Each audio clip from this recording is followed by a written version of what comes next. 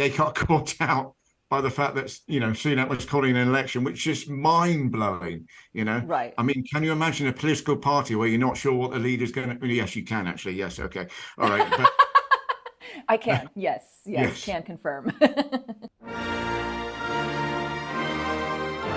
Hello, everyone, and welcome to A Very Special Relationship, the podcast you can listen to in a lorry or a Ford F-350 Super Duty truck. My name is Andrea Bridges-Smith, here with you from the Phoenix News Network, and with me from the Interesting Times, as always, is my intrepid co-host, Matt Johnston. Matt, how are things going over there? Well, Andrea, the big news over here, you might think, is the fact that the Tories' idea to put all 18-year-olds into some form of national service, like joining the army or something, has gone down like you'd expect, a bit of a damp squib. But it's actually the news as to why Rishi Sunak called the general election early. And it was, as I alluded to last week, that letters of no confidence were going in on his leadership from Tory MPs. And he was, all right, you want to play that game? I'm pushing this big red button on my desk, which may mean the start of nuclear war or the start of the general election, and I'm fine either way. I mean, who doesn't love pushing a big red button without thought to the consequences? That's the Western world's favorite pastime, isn't it? Quite so. So the start of Sunak's campaign, the announcement last Wednesday outside a rainy Downing Street, watching him get drowned out by the weather and drowned out by that banging Labour anthem, D-Ream's ironic things can only get better. But right. Not so. There's been quite a few gaffes along the way, sort of since that fateful day last week on the round, finishing with him visiting Belfast, specifically the Titanic quarter in Belfast. I mean, who thinks these things through? So, like the famed sinking ship, it's looking like the Tory rats are deserting the Conservative Party before the election. Some 70 odd have decided to step down. That's just going to increase, obviously, over the next few weeks. They include Michael Gove, who is one of those responsible for making up Sunak's mind on the election. So it must have been like, don't worry, Prime Minister, we're all behind you. Did I say we? Well, that might have been a little bit of a stretch. It's a generic we, not just me. Anyway, local councillors are also resigning en masse. Basically, everybody's jumping ship, and it's difficult to see anything but a Labour landslide.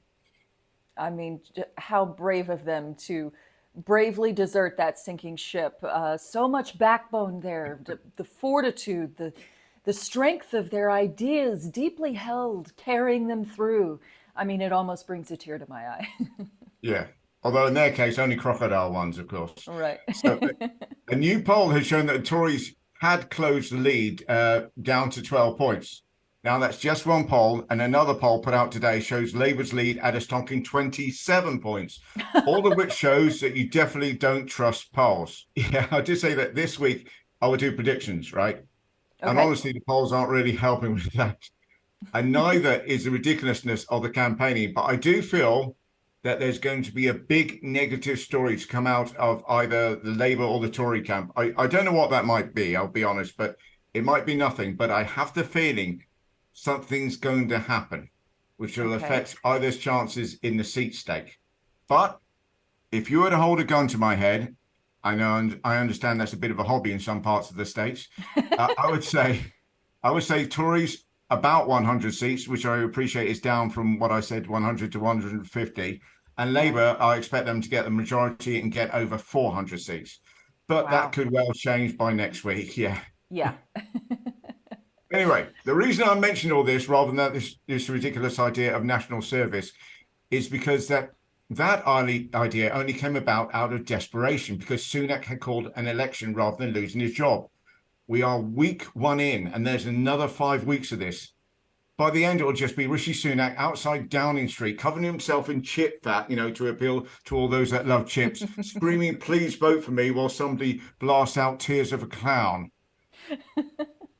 I'm just not sure that the forcing people to do stuff they don't want to do is a winning strategy. But then again, I've never been democratically elected, kind of like Rishi Sunak. So, What do either of us know about political strategy at this point? Or indeed democratically unelected, just like Rishi Sunak will be. Sure. So, yes. Andrew, do you want to hear something funny and a connection between the Conservative Party and your own Republican Party? Always. Some of the Conservatives have taken to calling Keir Starmer Sleepy Keir. He's 61. It's all a bit desperate. I mean, Keir Starmer is actually laughing the whole thing off. So anyway, enough about the campaigning over here. Otherwise, I'll never stop. What's going on with Fascist McFascist face? Why, whoever could you be talking about, Matt? As we are speaking of sleepy politicians, we have come to the extremely boring part of the Trump trial, which is waiting for the jury to make up their minds. They are just beginning deliberations either later today or tomorrow, and there's no clue when they'll reach a verdict, although with my luck, it'll probably be about 5 minutes after I publish my show on Friday. That's Right. usually how these things go down. The Queen kicked off right after I published and didn't have a thing about her in there. Liz, thanks for helping So a sister selfish. out. Yeah. Yes. But the stakes with this trial pretty high here. So for one, the jury has to reach a unanimous verdict. Okay, so there's 12 of them, and they all have to agree unanimously. That's difficult in this country where, the question of whether pineapple belongs on a pizza could get a gun pulled on you. So we'll see what happens with that. But the stakes for Trump, if they find him guilty, he's going to, of course, suffer more reputational damage. To throw it on top of the pile. And there is a chunk of people who say that they won't vote for him if he is convicted. And most importantly, he could serve some jail time, which would keep him off of the campaign trail. Yeah. Although I think it's probably more likely that he'll get some kind of fine. Well, given the choice between jail or fine, I think jail is fine. Um, but by the way, I'm kind of reminded of that Henry Fonda film, remember 12 Angry Men? But this isn't Yes. that. This is like, when you spoke about the unanimous verdict, I was immediately thought of 12 Angry Men. But this is like one angry man. Yes. Well, when he's not sleeping, he said Yes, sleepy yes. or angry. Those are the two settings. There's not an in between.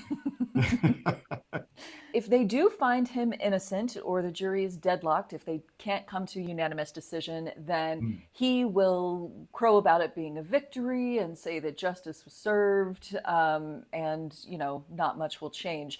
The one thing that's going to be tough for him, though, if they do say he is innocent or they're, can't come to an agreement, is he kind of has this knee jerk reaction to automatically appeal whatever legal decision is there. And so he'll have to be like, oh, wait, this one was actually in my favor this time. That doesn't usually happen. Okay, don't do the appeal. Don't do the appeal.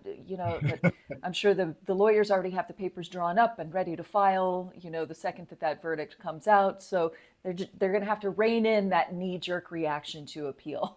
Oh, rain and knee-jerk reaction. It's like Sunak outside of Drowning Street last week. We really are two political peas in a pod, aren't we? We are, and that's why we do the podcast. Yes. Now, if he is found guilty and he does start that appeals process, then that means he's going to need another moneymaker to start paying off some more of the legal fees. So he's come up with a couple of ideas recently. I don't know if you've heard about these latest ones. Oh, no, do tell. Okay, so the first one is that he sold a private jet to one of his donors for $10 million, which, must be nice to have a spare airplane laying around when the lawyers send the bill. Am I right? Yeah, yeah. I mean, to be fair, Sunak only has to make do with a helicopter. Well, he should really get a private jet. I know a guy that's selling some if he's interested. And the other scheme that he's come up with recently is something called the Trump Black Card. Now, before I explain, why don't you tell me what you think that is? And then I will tell you what it actually is because I'm pretty sure you're not going to be able to guess. Is it a get out of jail free card? I mean, ironically, not available to black people. Never is. No, so what this is it's a little thing that's like the size of a credit card, and it's got Trump's picture on it, and it says Trump Black Card, and it's made out of metal. And there is a video of his daughter-in-law, Lara Trump, who is the head of the Republican National Committee now, And she's showing it off, and she gives it a little like bing and like flicks it with her finger so you can hear like the metallic sound. You are looking at the very limited edition Trump Black Card. Listen to this. This sucker is metal, folks. Who doesn't want a metal credit card that can't pay for things in their wallet? I mean, it's Yes. I'm assuming they're selling like hotcakes. Yeah, that one. That's the Wow. latest in a long string of just weird money making ideas. In your wildest dreams, did you think that it would be that? That's that's kind of almost, I would say, blown me away, but I suppose it's nice to know that there's still things that Trump can do that I sit there and go, wow, really? I mean, this is a man who's just getting hit with fines left, right, and center, right? So you're sitting there going, and he's, how bad does your credit have to be where he's the guy that you go to for money? Exactly. But this product doesn't give you money. You just send in money and you get it, and it's like $100. Right. Yes. I don't know. It's very, very ridiculous. So I was wondering if maybe we can, help out the former president and potentially future convict with some money making ideas, because this is not the end of his legal troubles. Okay. There's going to be more to come. In fact, Yes. E. Jean Carroll, he said some more stuff about her, so they might do a third round of suing him, if you can believe that, because He he can't can't keep his help mouth shut. himself, can he? Yes, yes. I know what he needs, but these are probably ideas that he'll come up with. So here we go. How about a hole with a ball already in it for the golfer that's not a fan of effort or skill? Brilliant. He would be all over that little Yes. little flag on Or- there with his face on the flag. Yes. Or your very own scales, which show 215 pounds, no matter what your eyes tell you. There you go. Yes, that's a real time saver. You don't need to step on it Isn't it because you just? already know what it's going to say. Yes. Or your very own clutch of pills, which you can grab when anyone makes you the victim of something. I love it. I love it. These are all great ideas. See, I was thinking he could maybe expand his shoe line, so he has like a gold high top sneaker. Maybe we need like a pair of gold loafers, Right. Yes. some nice dress shoes, so that when you show up to a fancy event, it's very easy to see the people that you should take the canapes and run away from. I think that could be helpful. And maybe a nice sandal. It's summertime, it's hot Yeah. outside. Maybe a nice gold sandal. Gold sandal. Yeah, some For the gold inner sandals. Jesus in you. Yes. Yes, exactly.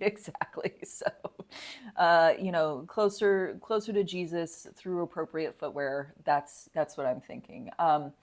Now, Matt, I have a question for you now that campaign season is rapidly ramping up, which it will then rapidly ramp down from. I'm just so jealous of you guys. I'm curious, now that the campaign is in full swing, what's the advertising looking like over there right now? Has it kicked into high gear? Are you seeing political ads everywhere? Are you getting lots of emails? What's going on? I wouldn't say everywhere, but Okay. I don't know what Twitter is like in America. Over here, it's I would say fairly political for those that have a political leaning. So Right. the ads are definitely hitting there, and Labour are far ahead of. And the thing is with Labour, it's almost like they wait for the Conservatives to screw up on something, and then they sort of go after it. So Yeah. it's all about attacking the Conservatives' time in office and things like that. Gotcha. One thing I have noticed is that the Lib Dems, the Liberal Democrats, have been remarkably busy as well when it comes to that, advertising and getting Okay. people out there. Yeah, quite a surprise, really. So it'd be interesting to see how they do in the elections. They're poised to, in fact, they almost got wiped out in the last one. They got down to 11 seats. They usually have about 40 or 50, and it's reckoned they're going to get up to about 40 or 50. But they got people on the ground but they start, and I don't know why, they start to do these.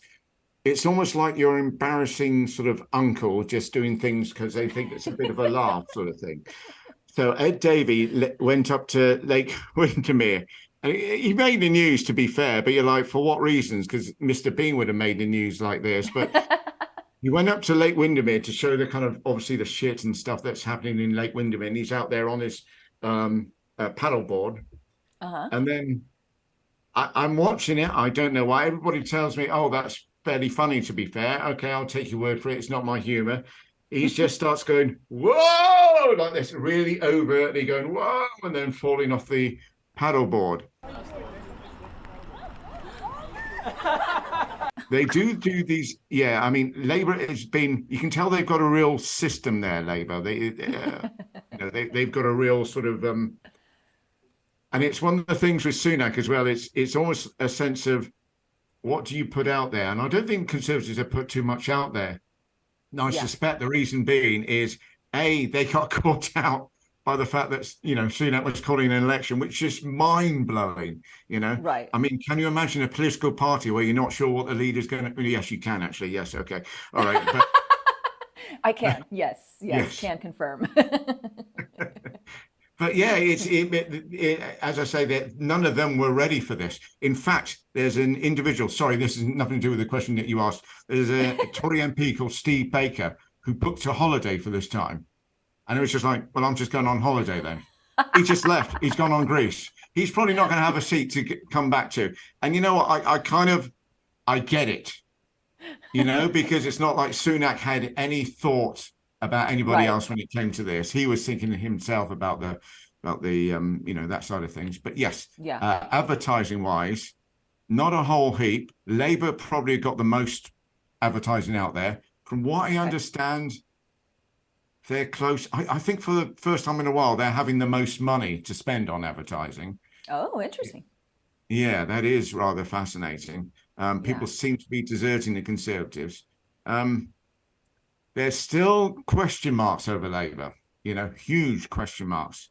For instance, we spoke probably about a month or so ago, about Diane Abbott, the first ever black female MP to get elected 37 years ago, was it? 60s, 70s? First ever black female MP to get elected in the UK. And she got kicked out of the party, essentially the whip removed, and for a newspaper column which she wrote, which wasn't a smart thing to write, rather stupid, everything that was going on. So they kicked her out of the party, fair enough.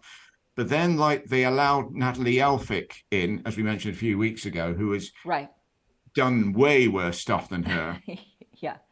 So they've now allowed Diane Abbott back in. Okay. But they haven't made a decision as to whether she can stand as an MP or not. And you're like, we're weeks away. Yeah, we're 4 or 5 weeks away. You're putting her, give her the option, because I pretty well guarantee she'll just turn around and go, I won't be standing in the next election. Right. Well, it's, with that tight timeline, you have to make these decisions quickly. Over here, she would still have months before we'd have to make a decision. Yeah. Don't push me. I'm thinking. Exactly. But if somebody's given you nearly, as I say, I think it's nearly 4 decades worth of their life, essentially, you think a little bit of loyalty would go a long way there, really. And bearing in mind, she survived Tony Blair's premiership, and Tony Blair was known as kicking out large parts of the left. Yeah, that's interesting.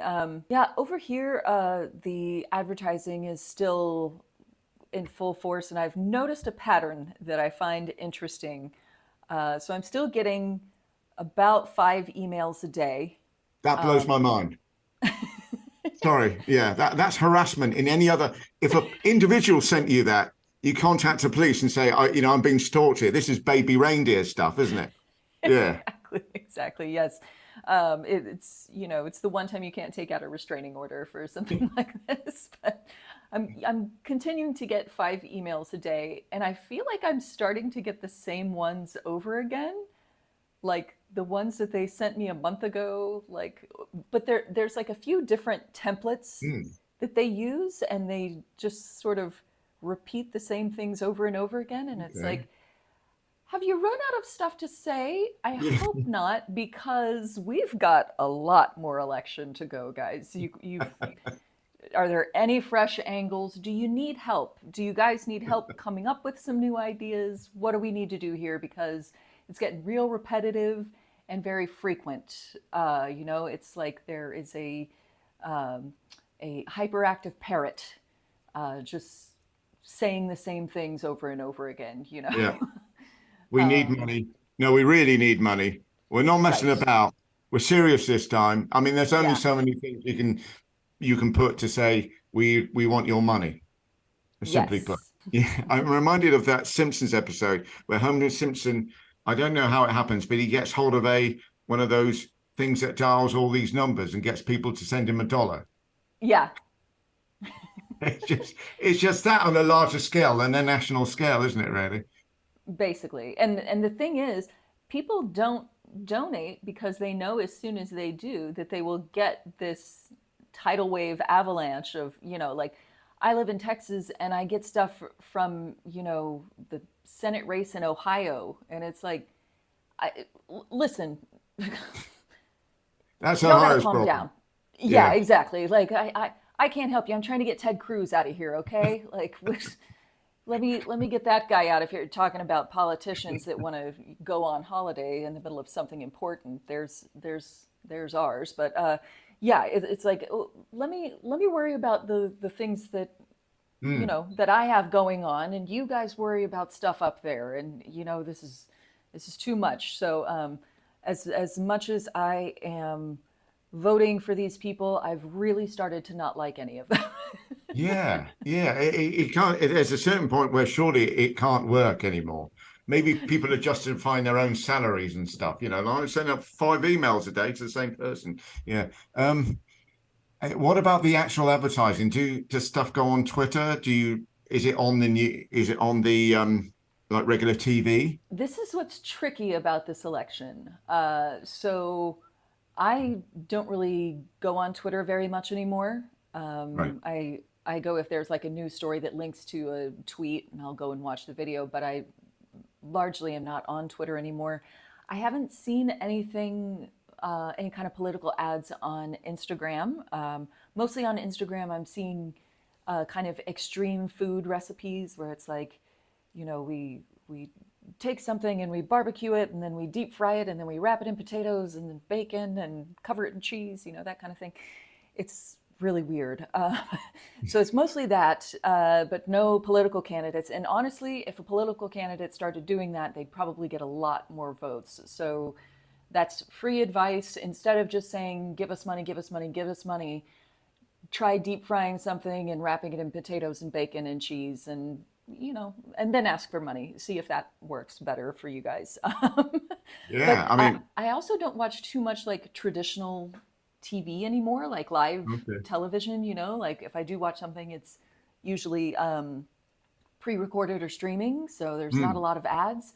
So I think that's what's tricky this campaign is trying to reach people where they are, where they can still get ads. Yeah. So Yeah, I think we don't have regular ads that show political parties over here. I think it would backfire seriously on them because you're sat there really, watching TV, all of a sudden somebody's, Rishi Sunak smiling face going, "Hi, Rishi Sunak here. How are you?" That sort of thing. And people are like, you know, um, but he did go on TikTok. Did you hear about that? no. He's hitting TikTok now I guess, to connect to the youth vote. But it's worth mentioning that he is trying to get people signed up to like this, working for free, either working for free. So the options for this new idea that they've got is either that people do a year in the army Mm-hmm. or that they work every weekend, I guess, for a year for free. So if Okay. you have a Saturday job, there's like no exemptions, by the way. You've got a Saturday job, you're going to have to leave that in order to go and do this for all 18-year-olds across the country. And you're like, yeah, what's the point in putting anything on TikTok? Because you're not getting that vote, you know? Yeah, it's like, hey, 18-year-olds, do you have too much free time on your hands? We can put a stop to that. And it's like they're on TikTok. This is the free time on their hands. This doesn't make any sense. It's the whole thing's badly thought out. That's why I'm saying it. This is the start. I have absolutely no idea where this is going to go, but I'm Right. kind of along for the ride. You know, I'm absolutely here for it. Yeah, I'm just strapping myself in. Over here, Joe Biden has his campaign has started a TikTok account, and they've had him do a few TikToks, which are as appealing to young voters as you might imagine. But the interesting thing about this is that there is a bill in the U.S. That he signed into law to Mm, ban TikTok. So just your head explodes when you think about the logistics of yes. that. Isn't China? I mean, they actually stopped. The government stopped the cabinet using TikTok because apparently China's behind it or something. They've got their feelers in that. You're like, Right. I'm not sure. Certainly when Boris Johnson was running things and Liz Truss to a lesser extent, I'm not sure the Chinese didn't have virtually access to everything anyway. They're like, why will we start that? You're just letting us in 10 Downing Street. What's the problem?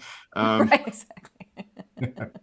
Now, Rishi Sunak, funny enough, he's still appealing or trying to appeal to the older demographic because he's introduced. We've got something called the treble lock when it comes to Okay. pensions, which is Okay. that pensions will rise at either the rate of inflation or means tested. I think I've got that right. Essentially, it's a triple lock to ensure that pensions never drop below the rate that they should drop, Okay. which is good. But of course, everybody turns around and said, "Well, that's good for the pensioners, but what about the rest of us? Should our wages not also, the doctors, etc." They're now introducing a quadruple lock. I'm not entirely sure what that means. It's just like, I guess the idea of it is to attract pensioners who sit there. Well, that sounds more secure than a treble lock, and then people sort of come on board with that. I think he's starting to realize fairly quickly that there's the youngsters aren't going to vote for him in any way. He went No. along to a football training thing I can't remember where it was, but football as in sort of soccer, I beg your pardon. Yes. They lay Yes. out these cones. He's supposed to dribble around these cones. And there was a point where he virtually stood on the ball and almost fell off. And they're like, comedy gold. Ironically, he also went bowling, like crown green bowling. You've seen that? Yeah. Yeah. He went and do that.